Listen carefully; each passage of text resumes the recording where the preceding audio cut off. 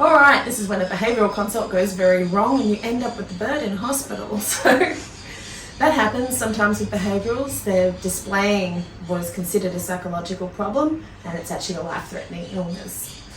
I seem to be talking about further destructive behaviours a fair bit lately.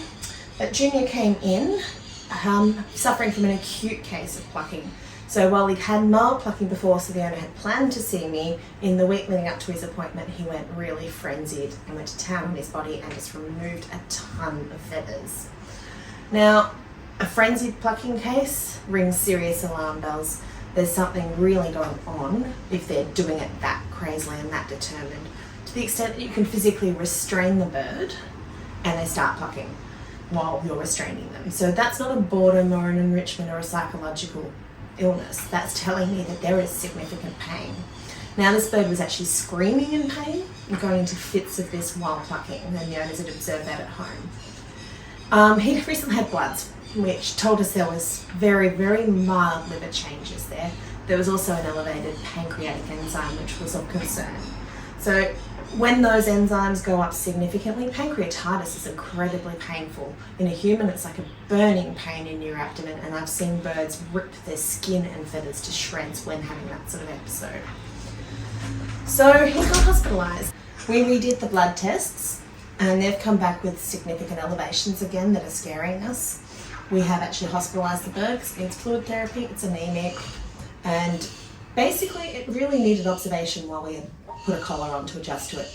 Collars aren't my favourite thing in the world, but if they stop a bird doing permanent damage while we get its condition under control, they're worth doing. Hopefully we've actually got a decent outcome. We know there's a liver problem now, the bird's doing a lot brighter, it's adjusted to the collar very well. We will have to repeat bloods to check on the anemia, but he's stable now, so I think much, much safer, and we're happy with how he's going. So once again, further destructive behaviour has turned out to be more complicated than we thought. So Junior, as you know, is anemic. We've looked at blood pictures and his hematocrit or PCV is 25. What does that mean? Blood's made up of three things really. There's red blood cells, there's the serum and everything that goes in it, and white blood cells and platelets. The red blood cells in most species should be approximately 50%.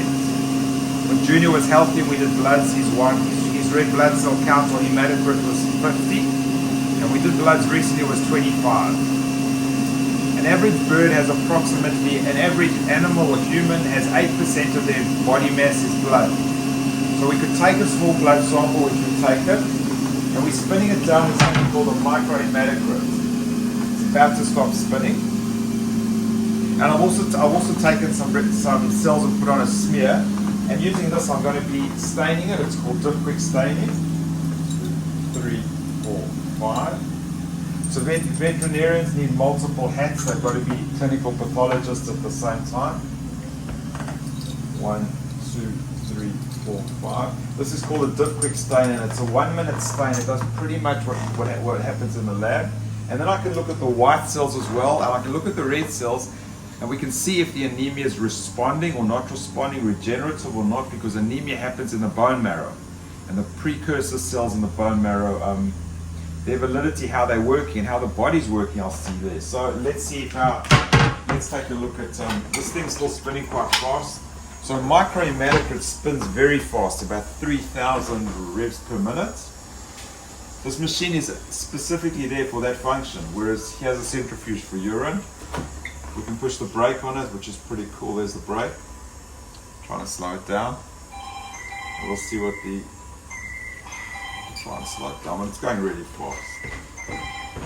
Don't burn your fingers. Vets need their fingers. It's about to, and here's the stain that I've done, so it's been under it's a 1-minute stain. So that's what a beautiful stained blood film should look like, exactly like that. There's a little feathered edge where we can look at the cells, and this will be absolutely beautiful. So I'll use this. It's too clean, it's reflecting. I'm not sure if you can see anything now. Yeah, no, it's alright. Okay. So we'll just get that dry. Alright. Now we can open this up. Now I'll slow it down.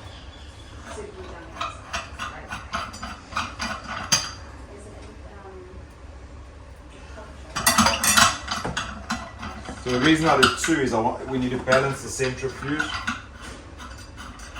It goes around so fast that you need to balance it. So they're the 2.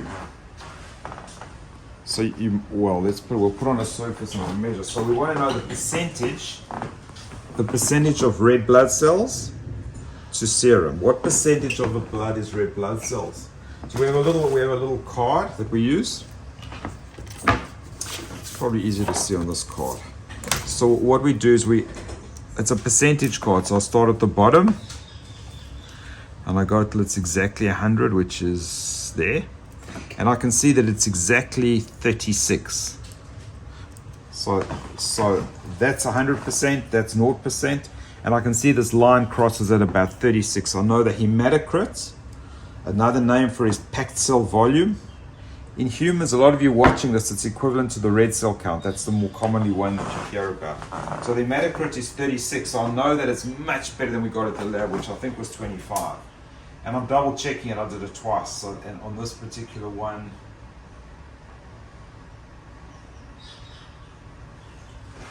about 37. So I'm happy. I can now know. I can also get an idea. So by looking, which I'm going to put under the mic, I'm going to put this, and this little part here is where the white blood cells live. So I can look at the white cell count. So that's improved but still anemic? It's on the margin of anemia. I think that's about going to be the minimum, but I'll have to look at the normal values because as everybody watching, a rainbow lorikeet's got different normal values to a chicken, which will have different normal values to other species. But most living animals have a hematocrit or packed cell volume between 37 and 55. That's universal. So that's going to be within just in the normal. Cats incidentally have a bit lower. Cats can go up to 25 and be normal. So this is the slide. I can't wait to look at it because I'll get a really good. It's just a picture between the bone marrow and what's happening in the body, and I can get a really good idea. So looking at a blood form is brilliant. Every good vet will have a hair dryer. It's just a way of drying the slide, not to do our hair. We don't have to do our hair at work. That's what he thinks.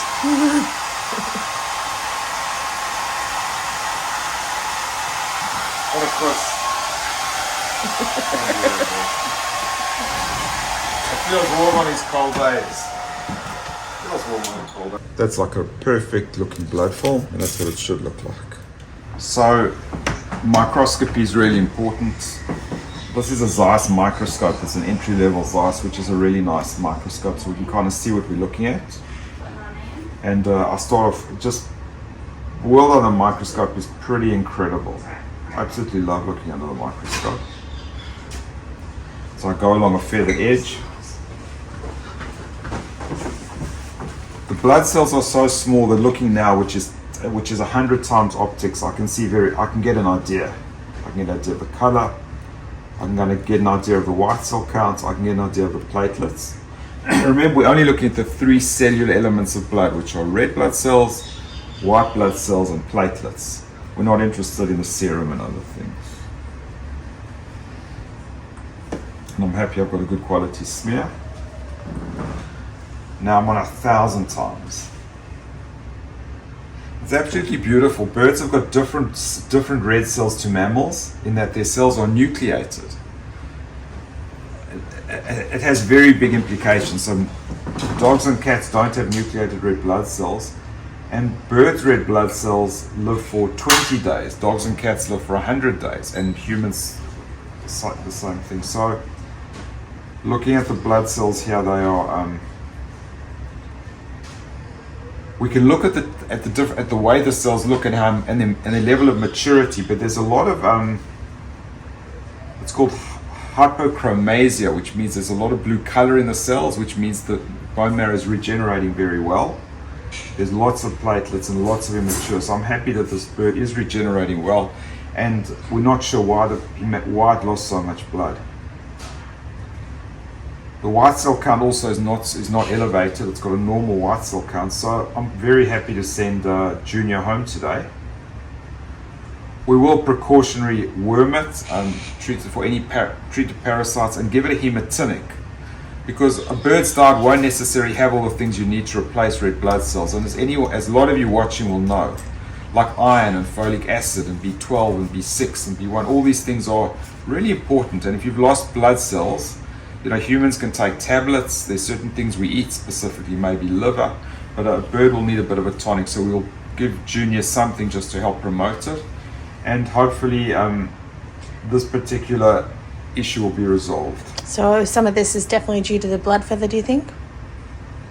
Or multiple blood feathers, actually. So Junior weighs about 130 grams, so that means she's got 12 mils of blood approximately, or let's say 11 mils of blood.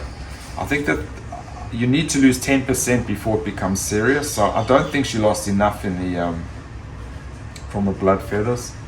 That's why we're also concerned. I'm also really concerned. We send stuff to the lab, and we trust our lab. It's an accredited lab, but we always have to check the lab and make sure they get the sample right. They're getting 3 drops of blood, 0.4 mils. So we're just double checking the lab. You can see this here in total is about 1/10 of a mil. I took 1/10 of a mil this morning from Junior, just to do a few checks. And we heard him. Oh, you heard him screaming. He's actually got very unhealthy skin. He's got very fatty skin. He's got this thick, fatty skin on the neck, which makes taking blood incredibly difficult. Like you can't see the blood vessel. It took me a long time just to guess where the blood vessel was, where you could just see through this fatty tissue. Luckily, first of all, you get one chance. There's one jugular that's big enough to take blood from in a little bird like this, especially unless you anesthetize them. So we got it first time, which is good, and we got it first time when we did the bloods 2 days ago. But it's really challenging. It's not an easy one. He's got liver problems though too, doesn't he? He's got a liver problem. I think I'd have to look at his bloods, but he's got other problems as well. This is just a quick check before I start my day, but I'm really happy what I'm seeing under the microscope. Lots of platelets. I know his blood at least hopefully his blood's going to clot like it should. Which is looking good. The white cell count is high normal, it's on the high end of normal, so whatever's going on is probably now responding. And the type of cells I'm seeing are the normal kind of cells we would like to see in blood. So getting his hematinic, his iron.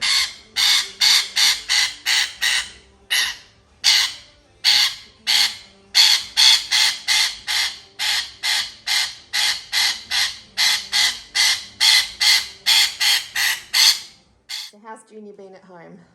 Much improved. Hey, he's wanting to spend time with us. Coming out of his cage, not plucking his feathers, talking. So definitely on the right track. Yeah. This is what we want to hear. So we're about a week out from being in hospital, aren't we? 7 days. I think. Is he a newspaper shredder? He is a newspaper shredder and he's shredding his newspaper, sitting with us. I've seen you raiding our foot toy stash out the front, so obviously likes his foot He toys. definitely does. He's playing with his foot toys and even his hanging toys he started to play with as well. And manipulated you into buying more. Yes. That's what you want. Do you think that his feather damaging behaviour is a little bit less? Definitely. Are you maybe seeing less feathers on the cage in the morning? Yeah, we're seeing less feathers. We're hardly seeing any feathers. He's had his cone on though, so Mel took his cone off today. Is he comfortable with his cone? Yeah, he loved his cone. It was not an issue, but I think he wants to have a bath, and I think that inhibited him having a bath. So I don't know, it's pretty wet. So I think he's going to go home and have a bath. He enjoys his bath? Yeah, he does. Hey? You're a good Tell us sleep. something else about anything unique about his personality, maybe. He's a talker. He loves to talk, loves to say hello, loves to give kisses. He actually loves new people as well. He's a very social lorikeet when he's well. Hey, likes when people Really come loves over. you. Yeah. Does he love the whole family? No.